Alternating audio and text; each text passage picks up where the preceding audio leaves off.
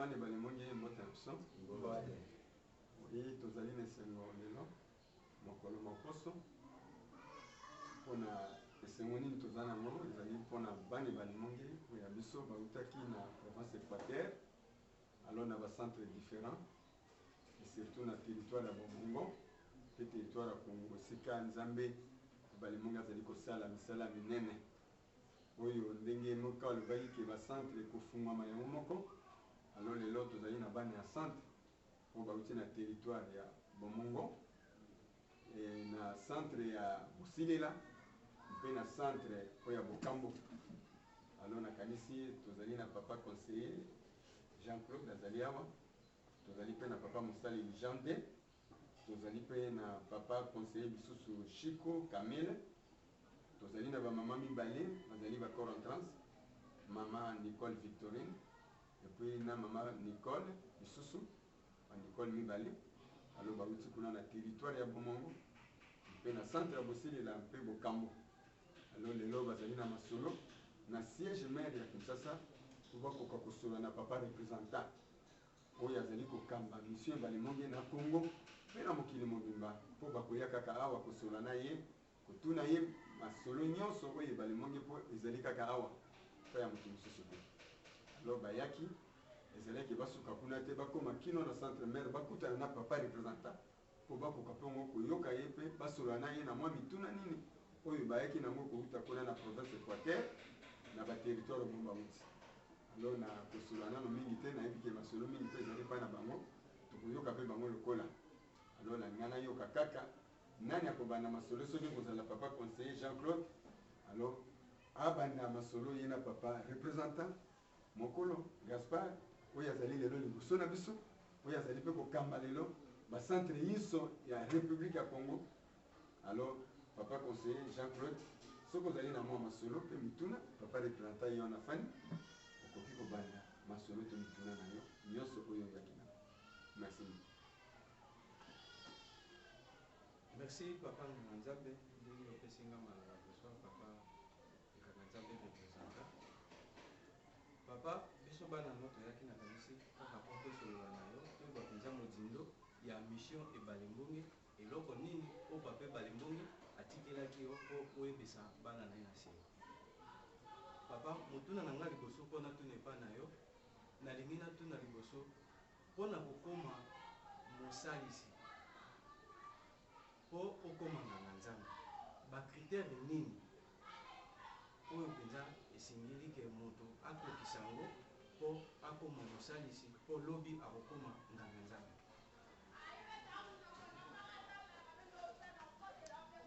Liboso nazali naino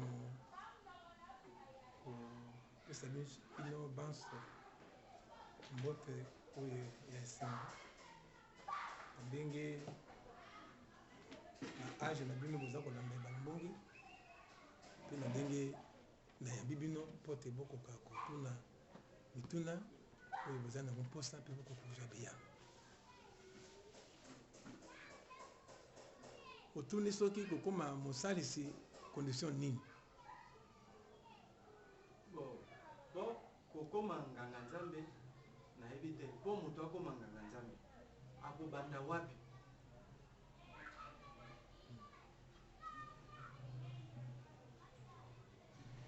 Ya liboso oyebi ke mission ebalimbongi na ndenge bozali deja na kati na yango na bacentre oyo pape balimongi yabisaki biso ekofungwama yango moko na mokili mobimba mpe na ndenge eza kofungwamaka na Bomongo na Congo bepa biso kuna na baterritoire eza kofungwamaka mpe kuna na Kivu na Nord Kivu na Sud Kivu na Katanga bepa biso. Mais yeba d'abord ke moto nyonso oyo akoya na kati ya mission balimongi ebalimbongi abengi ye moto moko te akomona na pa mokonzi balimbongi soko Nzambe atindi ye te soko Nzambe abengi ye te. Donc oyo akokoma nganga Nzambe d'abord ezali nani? Il faut Nzambe yango na kombo ya ye na ntango ya soki balimbongi oyo akamati na ntango ya suka ekolo Congo ekomi ya ye mpe akamati peuple congolais des peuples oyo ye akokende na bonzambe mpe na nguya ya ye mpe na libiki na nkombo ye atanga so ebala mbongo na molongo mobimba akamati peuple congolais lokola peuple ya ye mpo na misala na ye ya kobikisa bana baye ya molongo mobimba. Peuple congolais ekomi lelo lokola ntango ya Israël, tribu ya Lévi oyo bazalaki na kati ya Israël nde bazali kokoma banganga nzambe tribu moko, tribu ya Lévi. Lelo Lévi ezali remplacé na Congo mobimba, peuple congolais mobimba.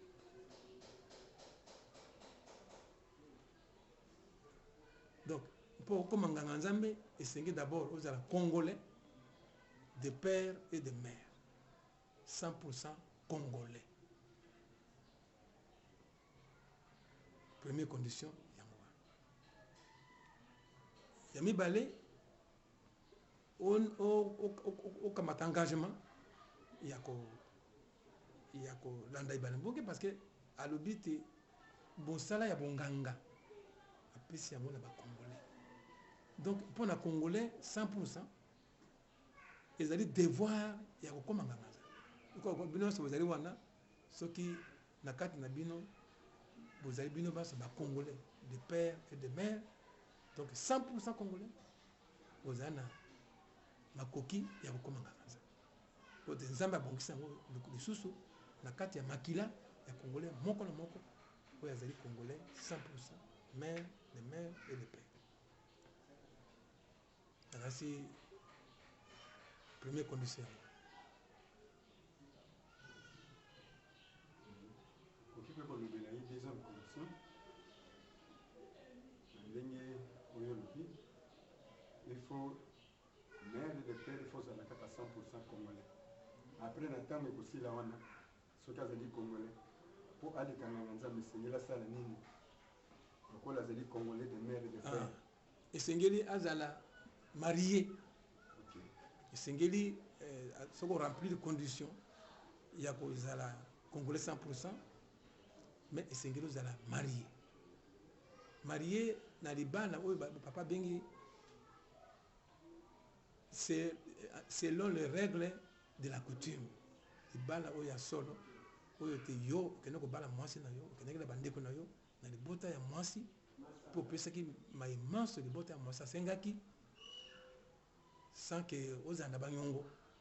Donc libala oyo babengi selon les règles de la coutume. Donc deuxième condition ozala marié. Marié pas à une étrangère mais à une congolaise 100% congolaise. La deuxième condition ya moi. Merci papa. Au PC deux conditions. Au sikoyo pona comportement.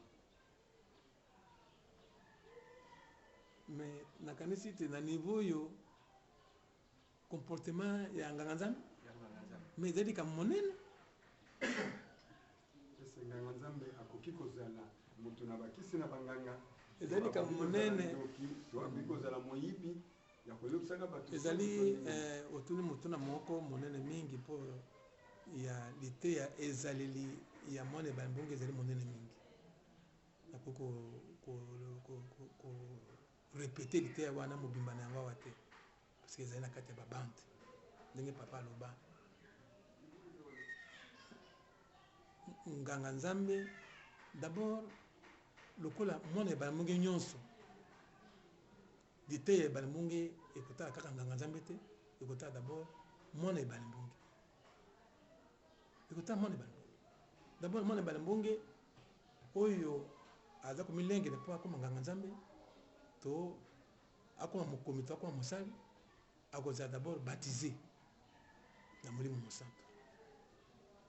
Ntango azali baptisé na molimo mosantu ezala azali candidat nganga nzambe ezala azali candidat mokomi to mosali akotosa mibeko minso oyo ya kokimisa molimo mosantu te. Or eloko ya liboso oyo ya kokimisa molimo mosantu ezali kosala fornication to ekobo. Donc soki osali ekobo to osali to bate fornication to adultère hein okimisa esprit saint ekokende immédiatement akende immédiate tiki oh siko yo soko ozali mwana ebana mbongo kotosa mibeko wana te mibeko ya kobomba elimo kobatela mpe kopesa ntango nyonso na losambo na yo na comportement malamu na yo ya kopesa molimo santo nguya ya kobonela bitumba te okende kobatela mibeko ya kobomba molimo santo ntango okomaka na nzambe. Donc mibeko oyo nyonso esengeli te ya kotosa mibeko miso na nzambe mibeko zomi oyo nzambe apesaka na prophète mpe moninga na Moïse c'est que tout ça veut qu'on a nyonso à part donc d'abord battre la molimo santo dans la mibeko nyonso zomi oyo Moïse oyo nzamba pesaka na prophète Moïse pe mibeko misusu oyo nyonso te papa bananga apesa biso en tant que bana ya bana bonge et encore en tant que nganga nzambe ezana makambo mususu oyo bana bananga ba yebite mais oyo banganga nzambe basengeli ko batela pour kobomba puissance na bango ya bonga. Donc mibeko ezali ebele wana mibeko mosusu oyo ya kobomba yango kobomba ekobatela ekobomba kaka banganga nzambe koyeba yango nde na nsima mais mibeko ezali ebele. Donc il faut kozala moto oyo alingi mpenza nzambe na kombo ya ntango so ebana bonge mpo ya kotambola na discipline nyonso na harmonie na nzambe tata mosalisi. Donc mibeko ezali ebele soko tolingi toloba mibeko kaka oyo bacommandement mibeko ya Lévitique 11 et Deutéronome 14 nyonso ezaka mibeko loka kolia me nganga nzambe mwana ebana mbongo ya sola azali mpe kokeba na maloba na ye donc koloba koswana makambo ezali ebele oyo mwana ebana mbongo et encore plus nganga nzambe azala makambo ebele ya kotosa mpe ya korespecte mpe kopesa ndakisa na bana nyonso ebana mbonge ke oyo wana azali nganga nzambe donc azala makambo ebele ya kobomba ya kotosa mpo te bana ebana mbonge balanda ndakisa na ye. Oui, merci papa. Neti nganga nzambe oyo lelo ayebiki alingi azwa bonganga alors na kati na bonganga nde oyo alingi azwa asa bala mwasi abota même na bana mais libala wana elekana selon la règle de la coutume te est akoki kozwa bonganga aza na mwasi na kati ya ndako mais libala wana esalama te epai baboti mpe babota kaka bana bongo mbongo epesama te kaka ke yaka tofanda me bakomi na bana ebele akoki kozwa bonganga te parce que soko azwi bonganga parce que ntango ye azali na condition wana aza kosala kaka fornication mpo mwasi wana abala ye te meme soko babuti bana zomi baza kosala kaka fornication donc baza na kati ya masumu baza na kati ya etat ya masumu akokomanga na nzambe te. bongo même na bacentre ya intérieur lokola ndenge okenda kuna soki mpe namoni eza na baka ya ndenge wana ese moto wana akoki kokamba mpenza centre azali na mwasi mais abala ye te abota bana même na bakoko na kati ya bacentre lokola bango bauti mibeko oyo ezali kotambwisa bango ezali ndenge moko te ke na bacentre oyo ezali kokambama na banganga ya nzambe parce que na kati ya bacentre oyo ezali kokambama na banganga ya nzambe mibeko ezali ndenge mosusu tandis ke bango bazali kokambema na bainstruction oyo papa mokonzi apesaka ngai alobaka te bango na bacentre oyo eza kofungama yango moko kuna tika basala nano ndenge baza kosala correction ekoya na nsima donc na kotolole nano bango mais moke ntango ngai moko représentant na kokende kuna na koya kosala mosala oyo nganga nde bokote osala kuna